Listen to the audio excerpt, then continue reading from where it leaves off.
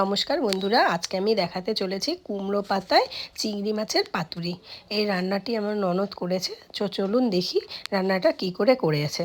প্রথমেই কিন্তু ও সাদা সর্ষা, কালো সর্ষা, পোস্ত আর কাঁচা লঙ্কাকে খুব ভালোভাবে শিলপাটায় বেটে নিয়েছে। শিলপাটায় বাটলে রান্নার টেস্ট হয় বলে ও কিন্তু রান্নার পুরো মশলাটা শিলপাটায় বেটেছে। এরপর এটার মধ্যে দিয়ে দিল অল্প করে হলুদ। তারপর এর মধ্যে দিয়ে দিচ্ছে স্বাদ অনুসারে নুনটা আপনারা কিন্তু আপনাদের মতন করে দিয়ে নেবেন।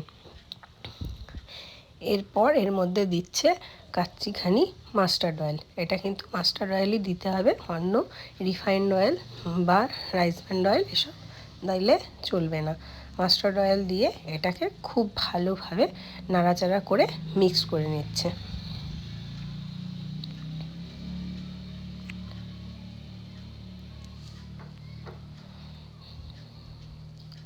মশলাটা প্রায় খুব ভালোভাবে মিক্সড হয়ে গেছে।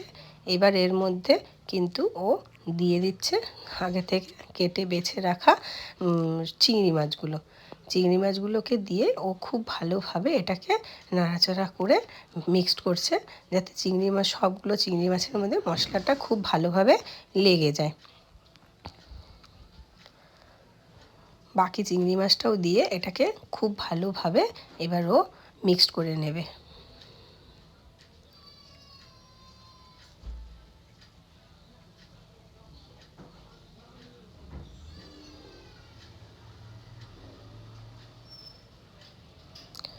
চিংড়ি মাছটা কিন্তু সম্পূর্ণ মিক্সড করা হয়ে গেছে।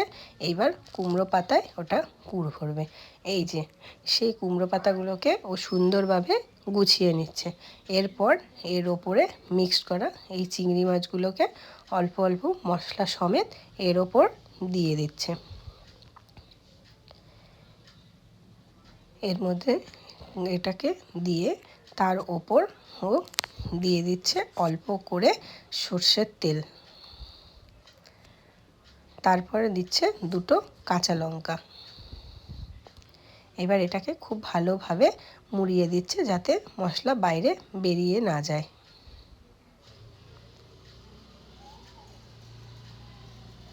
কুমড়ো পাতাগুলো কিন্তু দেখতে বড়, কিন্তু একদম কচি আর নরম।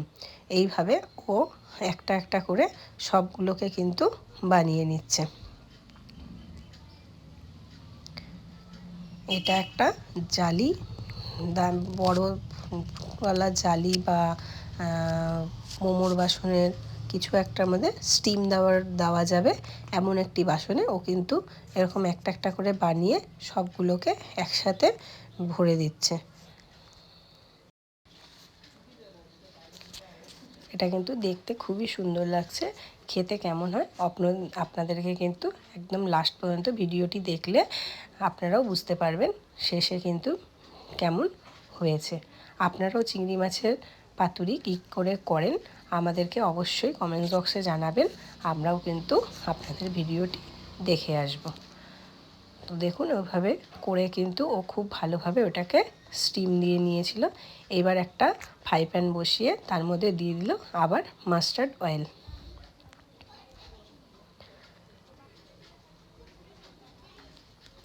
মাস্টার্ড অয়েলটা হালকা হালকা কিন্তু গরম হয়ে এসছে।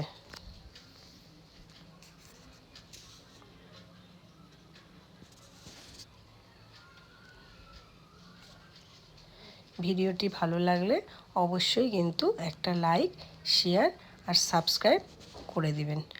আর হ্যাঁ, বেল বাটনটি অবশ্যই টিপে দিবেন, তাহলে যে কোনো নতুনত্ব ভিডিও সবার আগে পৌঁছে যাবে আপনাদের কাছে। তো এবার দেখুন ওটা কিন্তু গরম হয়ে গেলে একটা একটা করে স্টিম দেওয়ার পরে এগুলো সব উপর দিয়ে আবার সাজিয়ে দিচ্ছে।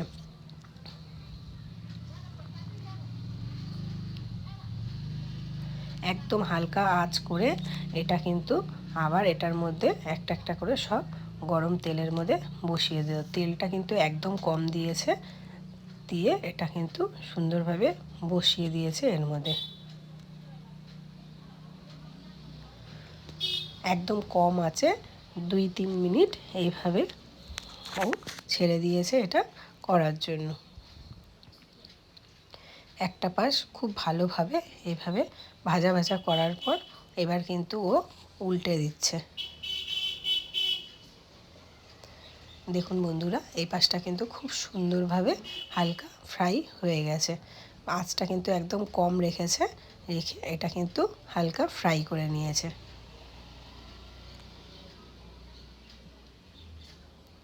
আপনারা তো দেখেই বুঝতে পারছেন, আশা করি, যে রান্নাটা কেমন হয়েছে। আপনারাও বাড়িতে একদিন এভাবে রান্না করে খেয়ে দেখবেন। সত্যি এটা কিন্তু খুব টেস্ট হয়েছিল।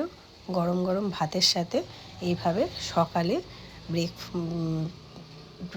সকালের খাবার 11টার সময় বা দুপুরের লাঞ্চে গরম ভাতের সাথে কিন্তু এটা খুব ভালো জমে যাবে।